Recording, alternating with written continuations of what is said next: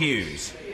Thank you, Mr Speaker. I was actually taken the earlier part of the debate by the member, I believe, for Mid Somerset, who talked about the diminished place of the UK after Brexit and during the Brexit process. Now, of course, often enough when members on the opposition benches mention that, government benches say we're talking rubbish. But I think the right honourable member for Mid Somerset has some degree of support from his own government in that belief. And even today we saw the naval process starting to unravel, the EU military complex and engagement unravelled by the Naval Piracy Task Force moving from the UK to Cadiz. So I think he was very correct about that diminished role. And it was also important today during the defence questions earlier today, Mr Speaker, that the Department, the Ministry of Defence, couldn't recognise that diminished element in defence and security.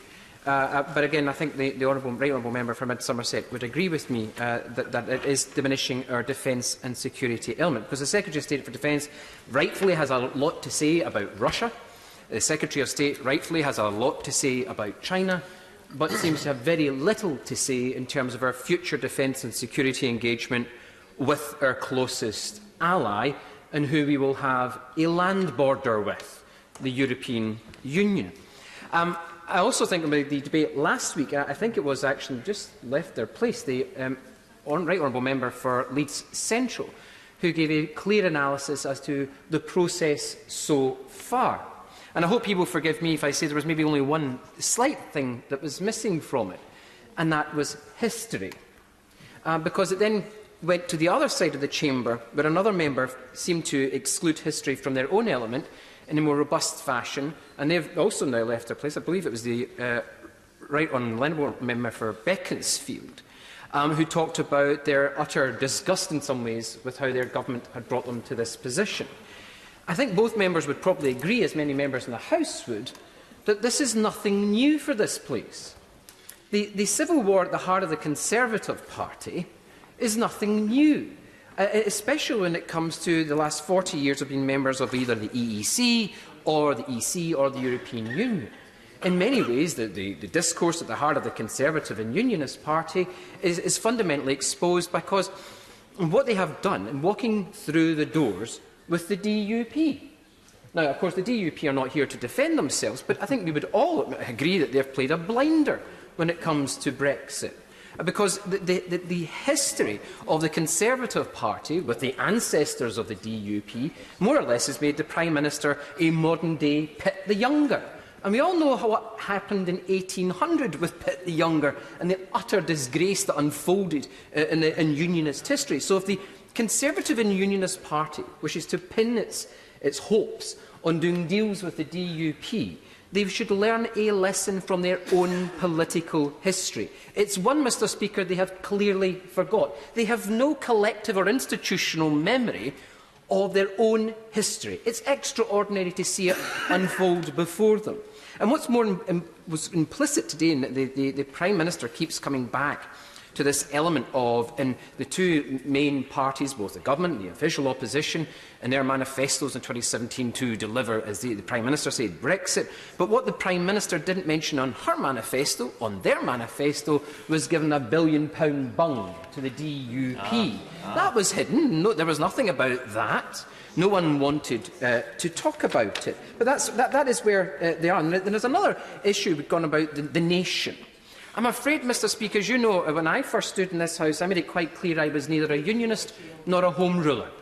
And I think that's self-explanatory. But I have due regard for both those unionist members and those Home Rulers within this Parliament and their position.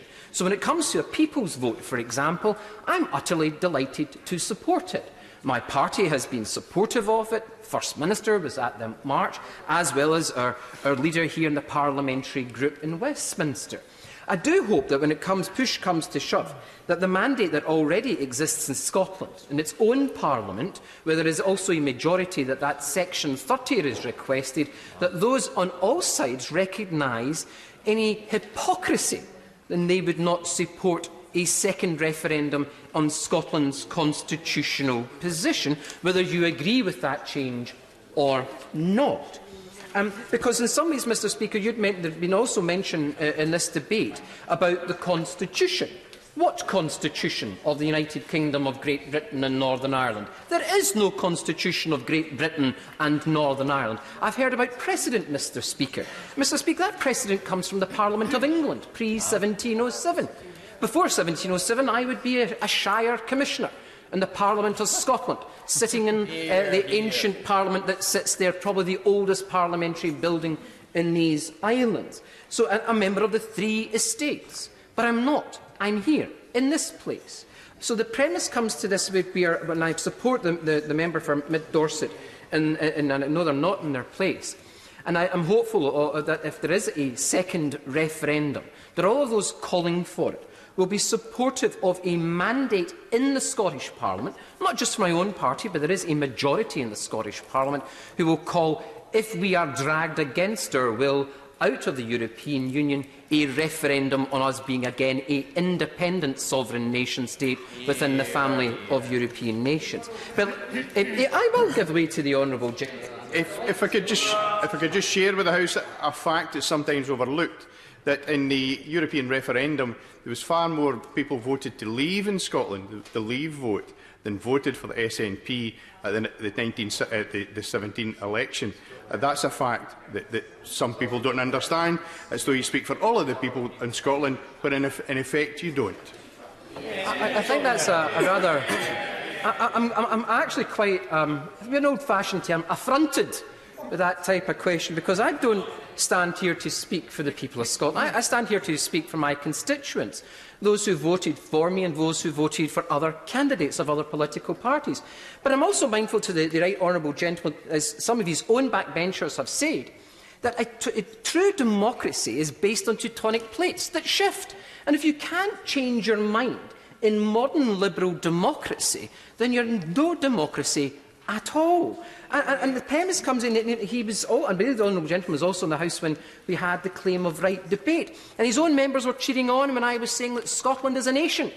I didn't hear him disregard that ability to be an independent sovereign nation. And so I find his question quite bizarre, because I'm not standing up to speak for Scotland, but I'm standing up to speak for my constituents who not only voted for their country to be an independent sovereign nation, but also voted for the United Kingdom to remain within the European Union. We were told by the first Brexit Secretary, when he stood to give his first speech, that the industrial working class of this political state voted to leave the European Union. I took great delight in reminding him then, as I do the House today, that the industrial working class of West Dunbartonshire voted overwhelmingly to remain, and they also voted overwhelmingly for their country to be an independent sovereign state. And just to conclude, Mr Speaker, I do hope that members understand it to be a modern democracy. As members have said previously, you can change your mind. Why are so many people affronted by this proposition that people, mature adults, who are able to vote, to go to a ballot box, can change their mind? I know my country will, and they will be an independent one at that.